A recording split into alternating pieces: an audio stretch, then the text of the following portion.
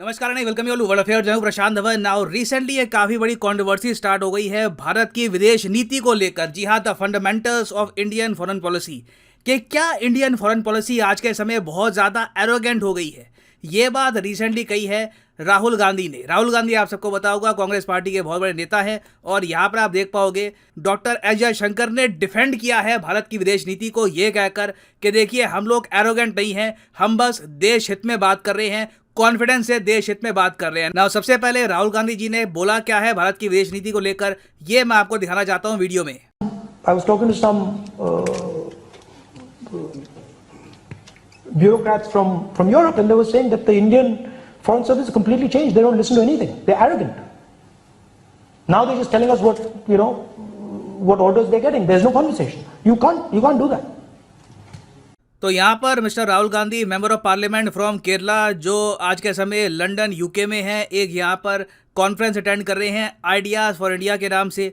इस कॉन्फ्रेंस में बैठ के इन्होंने ये कहा कि मैं यूरोप के कई सरकारी कर्मचारियों से मिला, कुछ डिप्लोमेट से बातचीत हुई होगी इनकी, और इन्होंने यहाँ पर यह कहा कि यूरोप के डिप्लोमेट मुझे शिकायत लगाते हैं कि अब भारत के जो डिप्लोमेट है, जो भारत का विदेश मंत्रालय है, ये हमारी सुनता नहीं है, ये अपना ही करते हैं, ये बहुत ज़्यादा एरोगेंट हो गए हैं। ये यहाँ पर कह रहे हैं कि एरोगेंस बहुत ज़्यादा आ गई है भारत की विदेश नीति में। अब इसके रिप्लाई में भारत के जो विदेश मंत्री हैं डॉक्टर एस जयशंकर, इन्होंने ये कहा कि हाँ बिल्कुल इंडियन फॉरेन सर्विस अब चेंज हो चुकी है, जो हमारे डिप्लोमेट्स का काम करने का तरीका है ये बदल चुका है। ये अब डायरेक्टली सरकार के ऑर्डर्स फॉलो करते हैं, जो सरकार इनको कहती है वही ये लोग करते हैं। और हाँ बिल्कुल, अगर इनके सामने कोई बात रखी जाती है तो उनकी आर्ग्यूमेंट्स को ये काउंटर भी करते हैं, जवाब भी देते हैं जहां पर जवाब देने की बात आए ऑफ कोर्स। और इन सब चीजों को आप एरोगेंस नहीं कह सकते, ये जयशंकर साहब कह रहे हैं। No, this is not called arrogance, ये कॉन्फिडेंस है।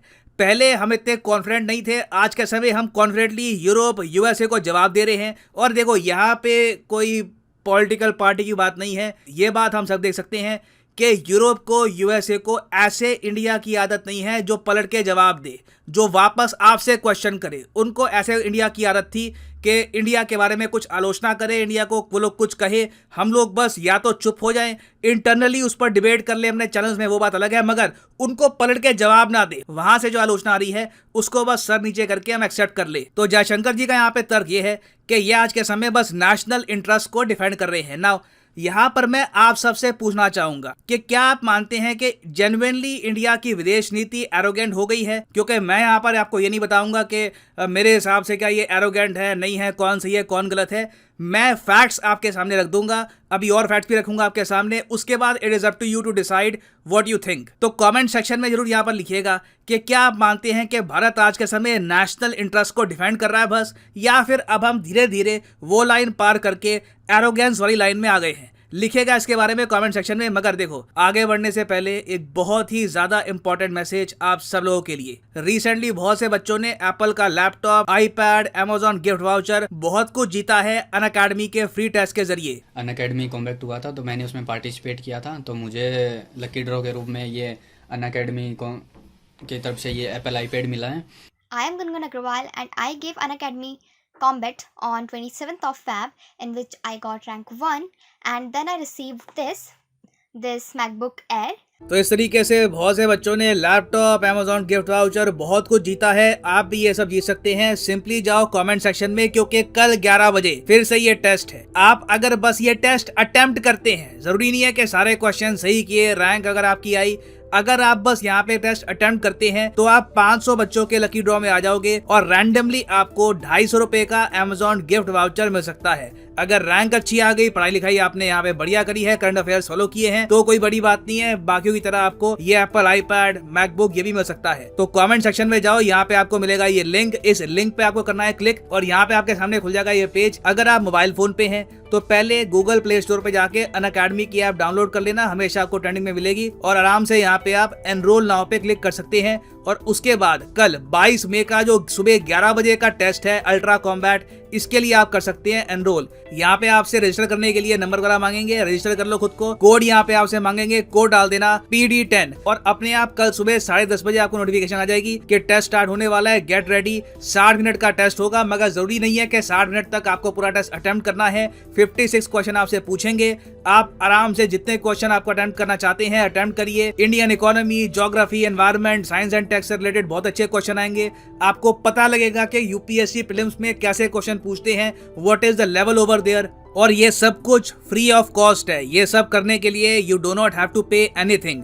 फ्री का टेस्ट है, अटेम्प्ट करिए। Amazon वाउचर आपको मिल सकता है 250 रुपए का। उस Amazon वाउचर से जो भी आप चाहें Amazon की वेबसाइट से परचेज कर सकते हैं। सो यूज द कोड PD10 और कल सुबह 11 से लेकर 12 बजे का टेस्ट है। इसको अटेम्प्ट करना। 1-2 बजे अटेम्प्ट करोगे तो कोई प्राइज नहीं मिलेगा। जब ये टेस्ट लाइव चल रहा होगा तब अटेम्प्ट करोगे, तभी आपको प्राइज मिल सकता है। So good luck for tomorrow. अब एरोगेंस की अगर हम बात करें तो ये बहुत ही ज्यादा कंट्रोवर्शियल टॉपिक है कि क्या हम आज के समय असर्टिव हैं या फिर हम एरोगेंट बन चुके हैं। असर्टिव का मतलब क्या होता है? असर्ट करना होता है कि जो आपके हक हैं, जो आपके राइट्स हैं, जो आपका स्टेटस है, उसको प्रॉपरली आप एक्सरसाइज करें। और पिछले कुछ महीनों में आप अगर देखो, जब से यूक्रेन रशिया वॉर स्टार्ट हुई है तो इंडिया ने असर्टिवनेस दिखाई है। एग्जाम्पल के लिए यहाँ पे आप देख पाओगे, जब यूएसए ने भारत की आलोचना करी कि भारत अब ऑयल परचेज कर रहा है रशिया से, जो काफी हद तक हम परचेज कर भी रहे हैं, तो इंडिया ने इसके जवाब में ये कहा कि आप हमको को देख रहे हैं, ओवरऑल हमारी जो परचेज है ये तो कुछ भी नहीं है। यूरोप में 10, 15, 20 गुना ज़्यादा ऑयल परचेज किया जा रहा है, जो रिसेंटली हुआ भी है। अभी जो G7 की मीटिंग हुई है उसमें भी सारे देश मिलकर एक कंक्लूजन पर नहीं पहुंच पाए कि सब यूरोपियन अमेरिकन कंट्रीज मिलकर रशियन ऑयल को बैन करेंगी। तो एक तो तेल वाला इशू है, उसके अलावा ह्यूमन राइट्स का इशू है। यूएस आपको पता होगा दुनिया भर में जो भी देश है वहां पर ह्यूमन राइट्स की क्या स्थिति है उसको लेकर रिपोर्ट पब्लिश करता है। फिर उनका बहुत ही बड़ा एक मीडिया एम्पायर है, उनके पास CNN है, फॉक्स न्यूज है, उसके अलावा वॉशिंगटन पोस्ट, न्यूयॉर्क टाइम्स, ये सब कवर करते हैं यूएस गवर्नमेंट की स्टेटमेंट्स। तो यूएस जो कहता है ह्यूमन राइट्स को लेकर, इसका इम्पैक्ट दुनिया भर में बढ़ता है। तो इंडिया ने यहाँ पर यह कह दिया कि जिस तरीके से यूएस कंसर्न्ड है हमारे ह्यूमन राइट्स को लेकर, हम उनके ह्यूमन राइट्स को लेकर भी कंसर्न्ड है। अब जो ये स्टेटमेंट है अपने आप में बहुत इंटरेस्टिंग है, क्योंकि इंडिया ने ये नहीं कहा कि यूएस अगर हमारे यहाँ ह्यूमन राइट्स के इशू को लेकर कंसर्न्ड है तो वो गलत है। नहीं तो आपने देखा होगा कई कंट्रीज कह रहती हैं कि यूएस को हमारे ह्यूमन राइट्स के इशू पर कमेंट नहीं करना चाहिए। इंडिया ने यहाँ पर यह कहा है कि they are free to do so. हम भी फ्री हैं, हमारे पास भी हक है, हम भी बात करेंगे कि यूएसए में ह्यूमन राइट्स के इशू को लेकर क्या हो रहा है, अबॉर्शन के इश्यूज को लेकर, जो वहां पे मिनॉरिटी है अफ्रीकन अमेरिकन, उनके साथ क्या हो रहा है। और ऐसा जवाब इंडिया ने कभी भी यूएसए को नहीं दिया ह्यूमन राइट्स के इशू को लेकर। मैं समझ सकता हूं यूएस के लिए ये बहुत ज्यादा शॉकिंग रहा होगा, इवन यूरोपियन कंट्रीज के लिए भी, क्योंकि ये जो जवाब है ये यूरोप तक गया होगा। वो भी समझ गए होंगे कि कल को अगर इंडिया के सामने बात करते हैं ह्यूमन राइट्स की तो पलट के उनसे भी ये क्वेश्चन पूछेंगे। उसके बाद आपको याद होगा जयशंकर साहब ने यह भी कह दिया था कि यूरोप और यूएस जो आज के समय दुनिया भर को कह रहा है कि अरे यूक्रेन को बचाओ, यूक्रेन के लिए सब कुछ ये करने को तैयार हो गए हैं, बिलियंस ऑफ डॉलर्स खर्च रहे हैं। यहां पर जयशंकर साहब ने यह पूछा कि आप लोग कहां थे जब एशिया ने ऐसा थ्रेट फेस किया था, जब यूएस रातों रात गायब हो गया था अफगानिस्तान से और तालिबान जैसे संगठन ने कब्जा लिया था अफगानिस्तान, जब पाकिस्तान ने कारगिल कर दी थी, तब आप लोग कहां थे। फिर आपने ये भी देखा होगा रिसेंटली नेदरलैंड्स का कोई डिप्लोमेट था जो यूके में बेस्ड है, उसने ये कह दिया कि you should not have abstained from the general assembly, India को रिस्पेक्ट करना चाहिए यूएन चार्टर। इसका भी जवाब इंडिया ने डायरेक्टली दिया ऑनलाइन सबके सामने। पहले भी आप अगर जाओगे तो वॉल स्ट्रीट जर्नल में काफी बार डिबेट पब्लिश होते थे जहां पे भारत की भी जनता बोलती थी, कुछ विदेश के लोग भी बोलते थे, और टॉपिक ये होता था कि क्या वर्ल्ड स्टेज पर इंडिया को ज़्यादा असर्टिव होना चाहिए, क्योंकि अभी के लिए इंडिया बहुत कम असर्टिव है। कोई भी कुछ भी आके बोल जाता है, चुपचाप बैठा रहता है, कोई रिप्लाई हमारी तरफ से आता नहीं है। तो ये डिबेट हुआ करते थे।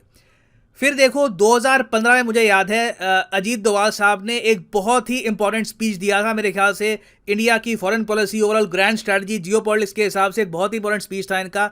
इसमें इन्होंने एक लाइन मेंशन करी थी, it is time to be more assertive. Assertive होने का समय अब आ चुका है, और उसके बाद से हमने देखा है कि बिल्कुल इंडिया और असर्टिव हुआ है। इनिशियली इंडिया की जो असर्टिवनेस है ये पाकिस्तान ने झेली, और उस वक्त वेस्टर्न मीडिया काफ़ी हद तक चीयर कर रहा था। इन्होंने ये कहा कि a more assertive India is good for the west. अच्छा है कि इंडिया फाइनली अब असर्टिव हो रहा है। अगर चाइना भी हमारे खिलाफ कुछ करता है तो हम भी उसका जवाब देते हैं, we reply to China properly. But अब ऑब्वियसली जब ये असर्टिवनेस वेस्ट को भी हिट करती है, वो भी देखते हैं कि अब एशिया में एक नया देश यहाँ पे खड़ा हो गया है जो इनकी बात नहीं सुनेगा, तो कहीं ना कहीं वो कंप्लेन करेंगे, और मैं मान सकता हूँ राहुल गांधी को कंप्लेन करी होगी। राहुल गांधी यहाँ पर बिल्कुल सही बात कर रहे होंगे अपनी साइड से कि जी मुझे शिकायतें आती हैं, यूरोप के डिप्लोमेट ब्यूरोक्रेट कहते हैं कि नहीं सुनते जी हमारे, अब ये पहले जैसे नहीं रहे। अब ये यहाँ पर डिपेंड करता है, ये आपकी अंडरस्टैंडिंग पे भी डिपेंड करता है कि इंडिया का जो ये चेंज ऑफ बिहेवियर है, क्या इसको आप असर्टिवनेस में काउंट करोगे, या फिर आप कहोगे अब जी हम एरोगेंस की साइड में चले गए हैं। क्योंकि मैं आपको यही बता दूं, असर्टिवनेस और एरोगेंस में ना बड़ी पतली सी एक लाइन होती है, आदमी को पता नहीं लगता कि कब वो असर्टिव होते वक्त एरोगेंट भी हो गया है। तो यहाँ पे मैं आपसे पूछना चाहूँगा, लाखों लोग ये वीडियो देखेंगे तो लिखेगा कमेंट सेक्शन में आपके हिसाब से कि क्या इंडिया ज़्यादा असर्टिव है, नेशनल इंटरेस्ट में ज़्यादा काम कर रहा है, या फिर आप मानते हैं कि नहीं कहीं ना कहीं we are sounding arrogant. I would like to know your opinion in the comment section below. तो इसी नोट के साथ यह वीडियो का अंत। Thank you for listening and as always God bless you all.